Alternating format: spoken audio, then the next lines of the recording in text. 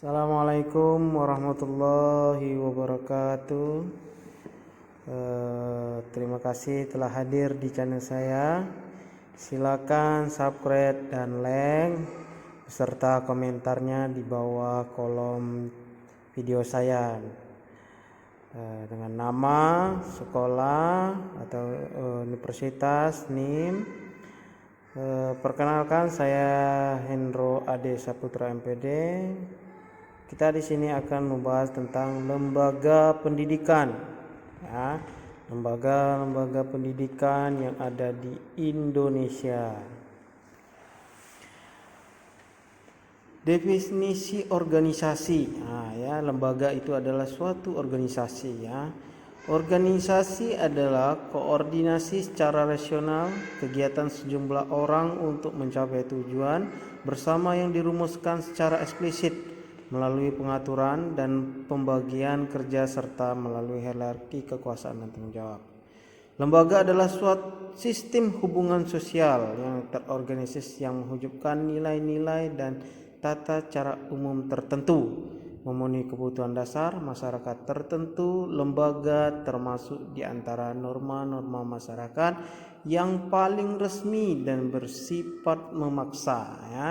Itu adalah definisi dari organisasi. Organisasi, ya, organisasi lembaga yang kita akan bahas, organisasi lembaga pendidikan adalah koordinasi secara rasional sejumlah orang dalam membentuk institusi pendidikan, ya, dengan tujuannya: satu, menyiapkan peserta didik menjadi anggota masyarakat yang memiliki kemampuan akademik atau profesional. Dua, mengupayakan penggunaannya untuk meningkatkan taraf kehidupan masyarakat. Nah, yang ketiga adalah memperkaya kebudayaan nasional. Nah, dari organisasi lembaga pendidikan ini ada 3 tujuan, ya. Selanjutnya, jenjang pendidikan, ya. Jenjang pendidikan adalah tahapan pendidikan yang ditetapkan berdasarkan tingkat perkembangan peserta didik, tujuan yang akan dicapai dan kemampuan yang akan dikembangkan, ya. Jenjang pendidikan formal terdiri atas pendidikan dasar, ya, pendidikan menengah, dan pendidikan tinggi. Semua itu adalah menurut Undang-Undang Republik Indonesia Nomor 20 Tahun 2003 tentang Sistem Pendidikan Nasional dalam bab 4 pasal 14. Selanjutnya adalah jalur pendidikan, ya. Jalur pendidikan adalah wahana yang dilalui peserta didik untuk mengembangkan potensi diri dalam suatu proses pendidikan yang sesuai dengan tujuan pendidikan.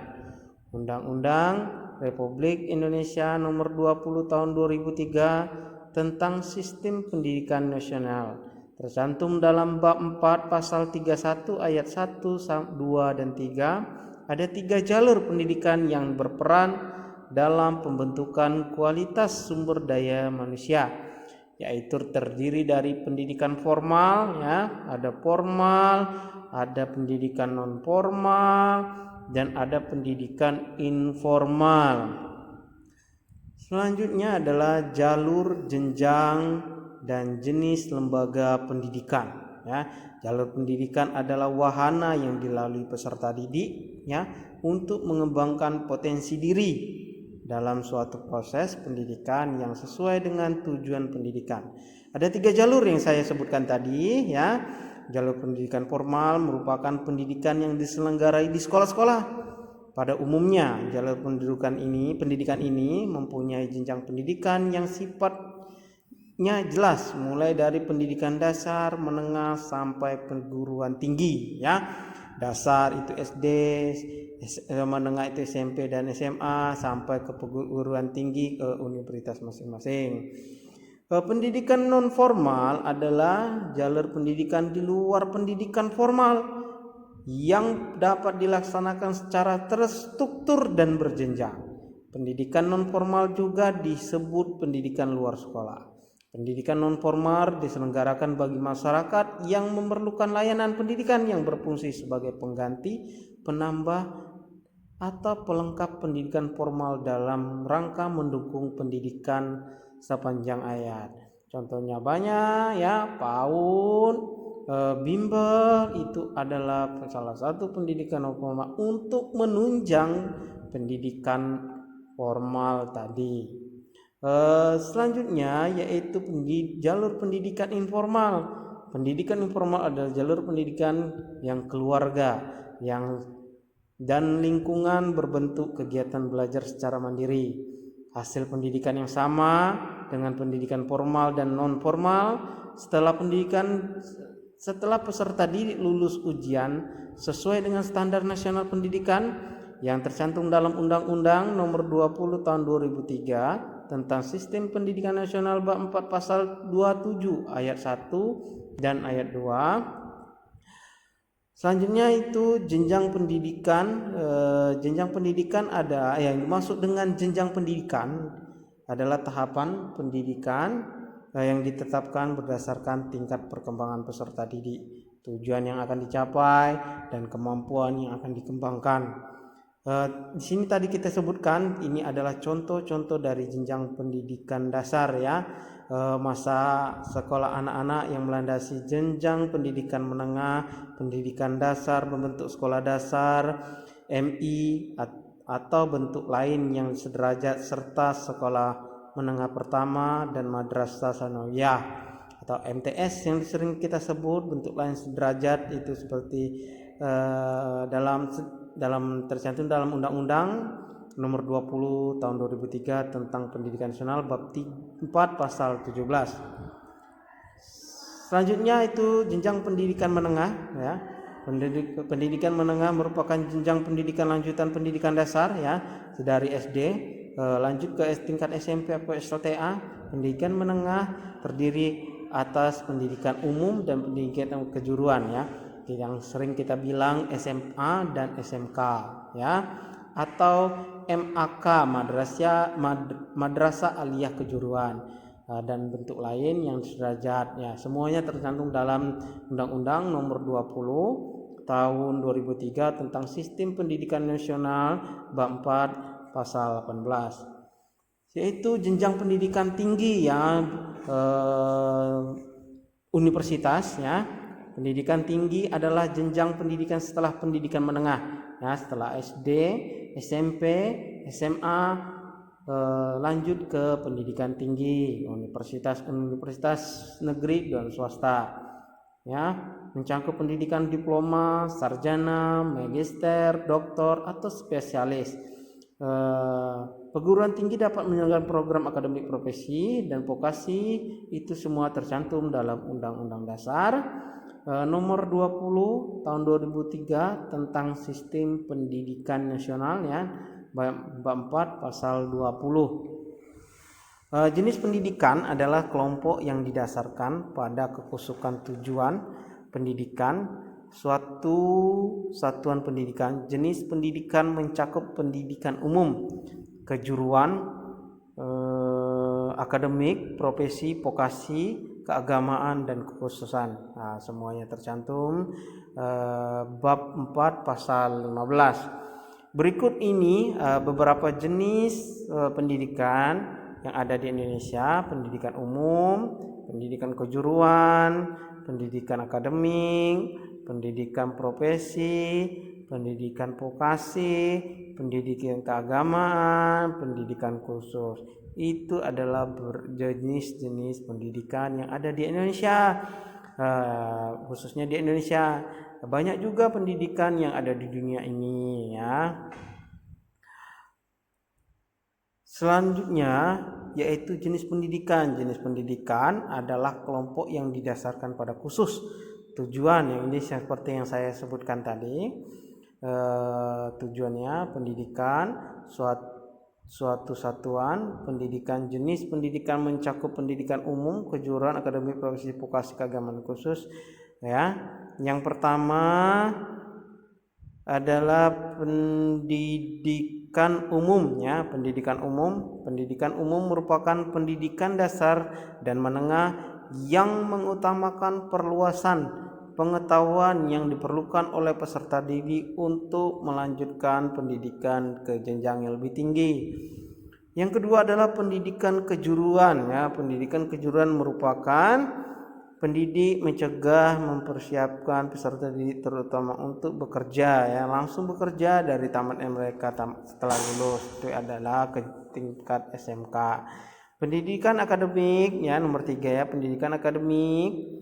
Pendidikan akademik merupakan pendidikan tinggi, program sarjana dan pasca sarjana yang diarahkan terutama pada pengusaha disiplin ilmu pengetahuan tertentu.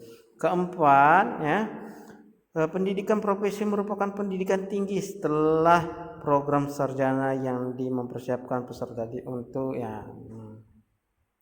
untuk masuk ke suatu profesi ya. Setelah itu adalah struktur organisasi pendidikan. Struktur organisasi pendidikan merupakan bentuk dari organisasi secara keseluruhan ya, yang menggambarkan kesatuan dari berbagai segmen fungsi organisasi. Selanjutnya yaitu struktur organisasi ada 5 unsur ya. Ada 5 unsur ya. Menurut Stoner tahun 86, struktur organisasi dibangun itu oleh 5 unsur. Yang pertama adalah spesialisasi aktivitas. Yang kedua adalah standarisasi aktivitas. Ketiga adalah koordinasi aktivitas. 4 sentralisasi dan desentralisasi keputusan. 5 adalah ukuran unit kerja.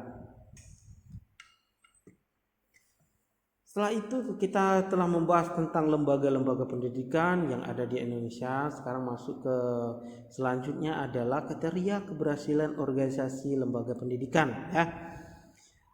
Ada 5. Objektivitas absolut memang diyakini tidak akan diperoleh dalam kehidupan sehari-hari. Yang perlu yang diperoleh hanyalah tertekannya unsur subjektivitas seminimal mungkin. Kedua adalah dalam rangka menekan unsur objektivitas sekaligus mengoptimalkan nilai-nilai objektivitas dalam proses dan hasil. Yang ketiga ada kriteria keberhasilan yang berfungsi untuk menentukan nilai. 4 kriteria keberhasilan disiapkan untuk setiap aspek. 5 ada kriteria keberhasilan suatu aspek dalam suatu komponen tidak sama. Ya, jadi ada 5 kriteria yang dikatakan berhasil, yaitu ini kriteria keberhasilan lembaga pendidikan ya, khususnya untuk sekolah, untuk peserta didik. Keberhasilan peserta didik menyelesaikan serangkaian tes, baik tes formatif dan tes sumatif maupun tes keterampilan. Selanjutnya adalah setiap keberhasilan tersebut dihubungkan dengan standar kompetensi dan kompetensi dasar ya. Selanjutnya ketercapaian keterampilan vokasional dan praktek tergantung pada KKM atau KKI ya, sedangkan indikator adalah acuan untuk menentukan apakah peserta didik telah berhasil atau tidak. Itu.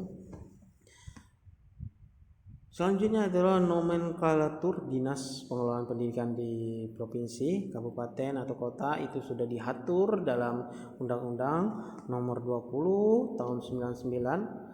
Memberikan kewenangan penuh kepada kabupaten dan kota untuk mengelola pendidikan bagi semua jenjang dan jenis kecuali perguruan tinggi. Kenapa? Perguruan tinggi adalah diatur oleh pemerintah pusat melalui peraturan pemerintah nomor 25 tahun 2000. Berinci kewenangan yang wajib dilaksanakan oleh pemerintah kota dan kabupaten di suatu bidang pendidikan.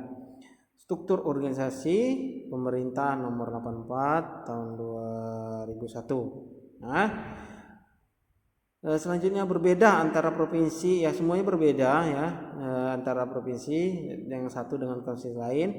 Sebelumnya era otonomi daerah menurut Undang-Undang Nomor 22 tahun 99. Mungkin itu saja penjelasan saya. Saya ucapkan terima kasih.